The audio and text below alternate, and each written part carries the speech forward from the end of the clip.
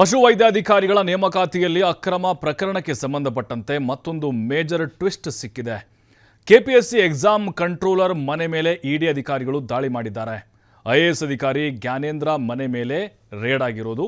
KPSC ಹಗರಣ ಸಂಬಂಧ IAS ಅಧಿಕಾರಿ ಜ್ಞಾನೇಂದ್ರ ಮನೆ ಮೇಲೆ ಈಗ ದಾಳಿಯಾಗಿದೆ. 3 ಇನೋವಾ ಕಾರುಗಳಲ್ಲಿ ಇಡಿ ಅಧಿಕಾರಿಗಳು ಬಂದಿದ್ದಾರೆ.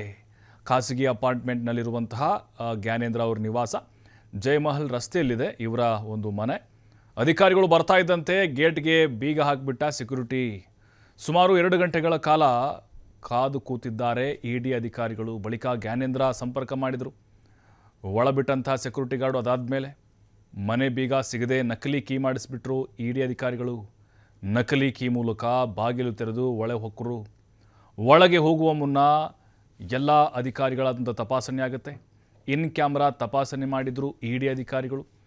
ಮನೆಯಲ್ಲಿರುವಂಥ ಮಹತ್ವದ ದಾಖಲೆಗಳನ್ನು ಪರಿಶೀಲನೆ ಮಾಡಿದ್ದಾರೆ. ಸದ್ಯ ಬೆಂಗಳೂರಿನಲ್ಲಿ ಐಎಎಸ್ ಜ್ಞಾನೇಂದ್ರ ಇಲ್ಲ.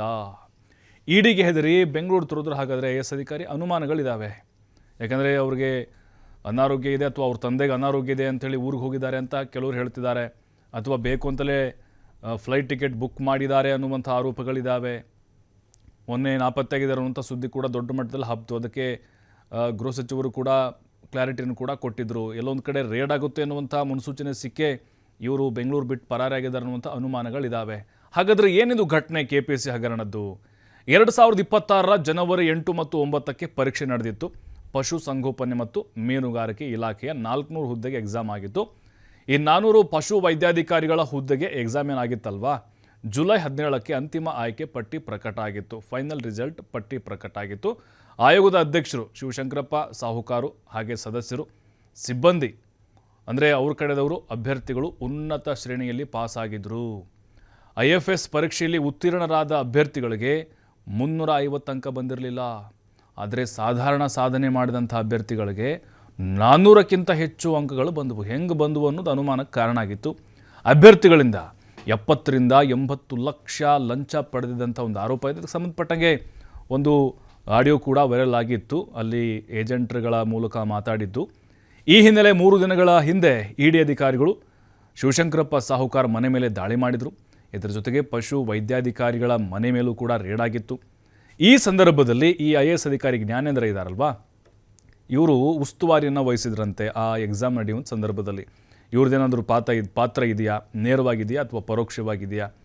ನೋಡಿ, ಇಡಿ ಅಧಿಕಾರಿಗಳು ದಾಳಿ ಮಾಡಿದ್ದಾರೆ ಅಂತಂದರೆ ಸುಮ್ಮನೆ ಮಾಡಿರ್ಲಿಕ್ಕೆ ಸಾಧ್ಯ ಇಲ್ಲ. ಖಚಿತ ಮಾಹಿತಿ ಮೇರೆಗೆ ಇದೆಲ್ಲವೂ ಕೂಡ ಆಗಿರುವಂತಹ ಸಾಧ್ಯತೆಗಳಿದ್ದಾವೆ. ಜ್ಞಾನೇಂದ್ರ ಕುಮಾರ್ ಈಗ ಸದ್ಯಕ್ಕೆ ಉತ್ತರ ಪ್ರದೇಶಕ್ಕೆ ಹೋಗಿದ್ದಾರೆ ಅನ್ನುವಂಥ ಮಾಹಿತಿಗಳೇನೋ ಇದೆ. ಅಥವಾ ಸುದೀರ್ಘ ರಜೆ ಮೇಲೆ ಊಟಿಗೆ ಹೋಗಿದ್ದಾರೆ ಅಂತ ಕೆಲವು ವಿಚಾರಗಳು ಗೊತ್ತಾಗ್ತಾ ಇದೆ.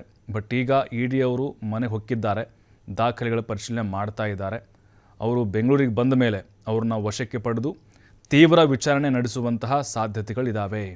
ಈ KPSC ಹಗರಣ ಏನಿದೆ ಇದು ಕೇವಲ ಅಧ್ಯಕ್ಷರಾಗಿದ್ದಂಥ ಈ ಹಿಂದೆ ಆಗಿದ್ದಂಥ ಶಿವಶಂಕರಪ್ಪ ಅಥವಾ ಸದಸ್ಯರು ಅಥವಾ ಈ ಪಶು ವೈದ್ಯಾಧಿಕಾರಿಗಳು ಅವರಷ್ಟೇ ಅಲ್ಲ, ದೊಡ್ಡ ದೊಡ್ಡ ಮಟ್ಟದ ಅಧಿಕಾರಿಗಳು ಕೂಡ ಇದರಲ್ಲಿ ಭಾಗಿಯಾಗಿದ್ದಾರೆ ಅನ್ನೋದನ್ನು ಈ ದಾಳಿ ತೋರಿಸ್ತಾ ಇದೆ. ಮತ್ತು ಯಾವ ಪ್ರಭಾವಿಗಳ ಕೈವಾಡ ಇರಬಹುದು, ಅವ್ರ ಮನೆ ಮೇಲೂ ಕೂಡ ದಾಳಿ ಆಗುವಂತಹ ಸಾಧ್ಯತೆಗಳಿದ್ದಾವೆ. ಜ್ಞಾನೇಂದ್ರ ಕುಮಾರ್ ಬೇಕು ಅಂತಲೇ ಏನಾದರೂ ಡ್ರಾಮಾ ಮಾಡ್ತಾ ಇದ್ದಾರಾ? ಸ್ಪಂದಿಸಬೇಕಾಗಿತ್ತು. IAS ಅಧಿಕಾರಿ ಅಂತಂದರೆ ಜವಾಬ್ದಾರಿ ಇರುತ್ತೆ. ಹಾಗಾಗಿನೇ ಇಡಿ ಅಧಿಕಾರಿಗಳು ಬಂದಿದ್ದಾರೆ ಅಂತ ಹೇಳಿದ್ರೆ ಕೆಲಸ ಇಲ್ಲದೆ ಬಂದಿರಲ್ಲ. ಅವ್ರಿಗೇನು ತನಿಖೆಗೆ ಸೂಕ್ತಾನೋ ಅದು ಪೂರಕವಾದಂಥ ದಾಖಲೆಗಳನ್ನು ಕೊಡಬೇಕಾಗಿತ್ತು. ಜೊತೆಗೆ ಸ್ಪಂದಿಸಬೇಕಾಗಿತ್ತು.